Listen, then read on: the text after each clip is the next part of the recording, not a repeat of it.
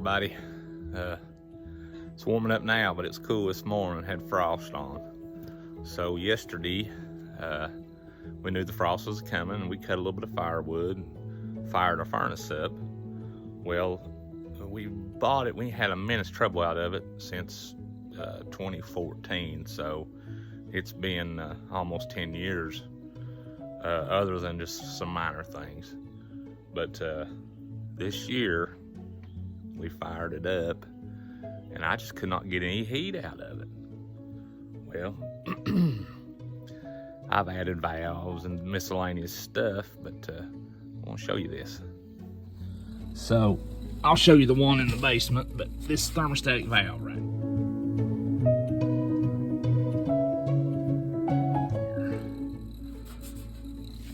here. It looks like an automotive thermostat in it.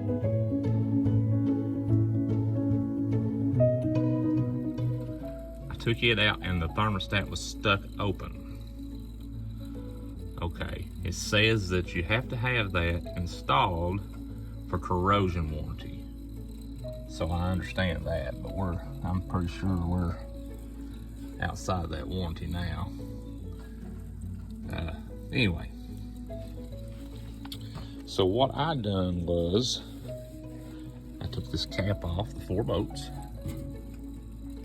The thermostat was stuck open. Had a little sliver of metal in it. Took it out. And I reached down in there, and this port here, the water, let's see, I believe the top one is in. Come in, and where it was open, it's going to take the path of least resistance. So it's going to go drop down due to gravity and back to the tank instead of pushing on through. So, this hole here, I run my finger back in there and it felt like it had threads. Well, it didn't have threads, but it happened to be the right size for me to tap for a 1/2-inch pipe plug. So I tapped it to 1/2-inch pipe thread, and I went to the garage and got me a pipe plug, and I put in it, left the thermostat out, put the cap back on, bled the air out of the system, and voila, we have heat. So here's the valve. Oh, I still hear more air going through. Can you hear that?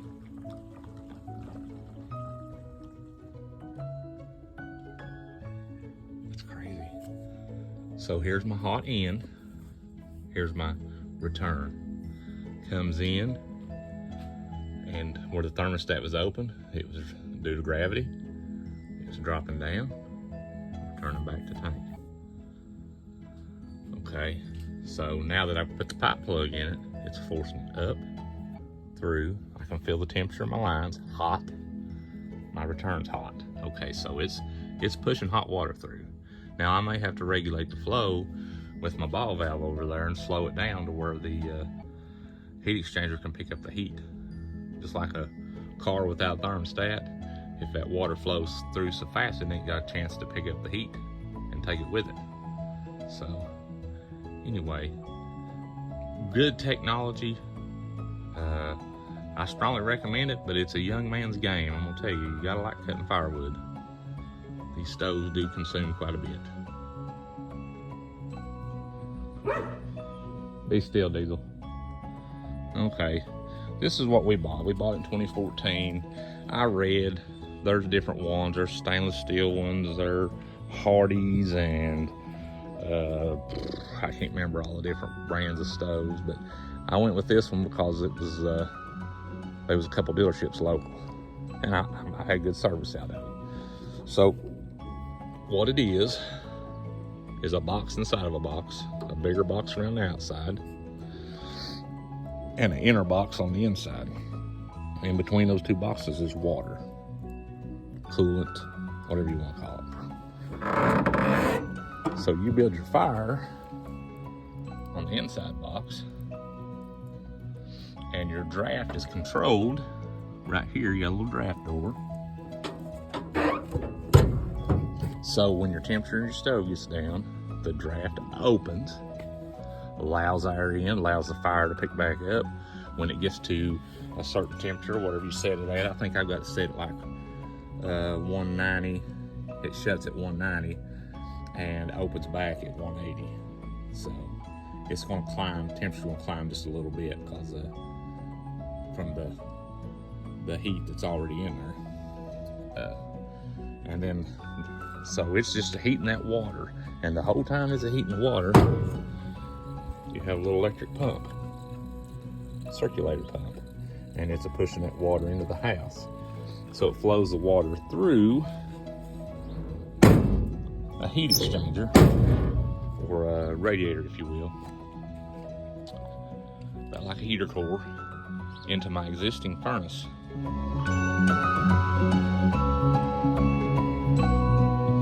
And my blower just blows air through it. So I'm taking the heat, I'm moving it from the stove via the water through the pipes into the heat exchanger.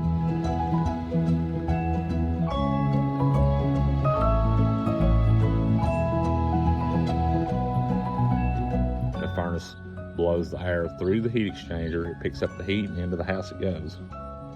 And all my mess is outside. And then the other plus to this is it also heats my water with the same principle. It pumps water through a heat exchanger. The heat exchanger heats the water, it circulates the water back into the hot water tank, and the hot water tank essentially is just storage. Okay, here's the thermostat. Seeing if it's marked. I think it's 150 degrees is what, I don't see it on there, but I think that's what they said it is. So I am by no means encouraging you or telling you to take your thermostat out. I'm not doing that. There's a reason it's in there, but for my use in this situation, I have elected to temporarily take it out, at least until I can get somewhere to get one. If I do that, I will unthread the pipe tap out, drop the new thermostat in, and put the lid back on. But for right now, she's pumping out some good heat, and I'm very excited about that. Probably better now than it has. And a lot of that may have been air trapped in the system. But I do know there was a sliver of metal in this and had this valve open as well. You can see, I don't know if them holes are supposed to be there or not. But anyway, whoever came up with this, very educated person. My hat's off to them. And this same technology I'd like to incorporate into an air conditioning system in our cabin. And it's going to be through geothermal, but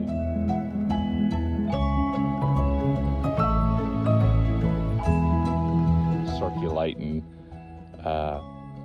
water through a heat exchanger or through piping, where it can pick up it can release the heat into the water, such as a pond. I'll get into that a little better another time. All right, so I better take full advantage of my day. I had to take a day off of work to try to get this my boiler, my means of heat, to get it going for the year, not leave my family cold. So I thought, well, I've got it going. I think I got the bugs worked out of it, and the rest of the time I've got, I'm gonna go ahead and get a jump on, get some firewood cut. So we're going to be selective about cutting because I'm wanting to increase the pasture. So I'm gonna cut anything in the edge of the pastures that's shade, but I'm going to only pick trees that are probably smaller and not producing fruit, whether it be nuts or whatever, anything beneficial to wildlife. I hear you. They're wanting fed. They always want fed, 24/7. Anyway, so I don't want to waste nothing. The limbs, I was going to, initially I was going to buy a chipper and chip the limbs and use it for bedding, but that wasn't in the budget this year. So the limbs I will stack up nice and neat in the edge of the woods and make a place for rabbits, squirrels to seek shelter from predators.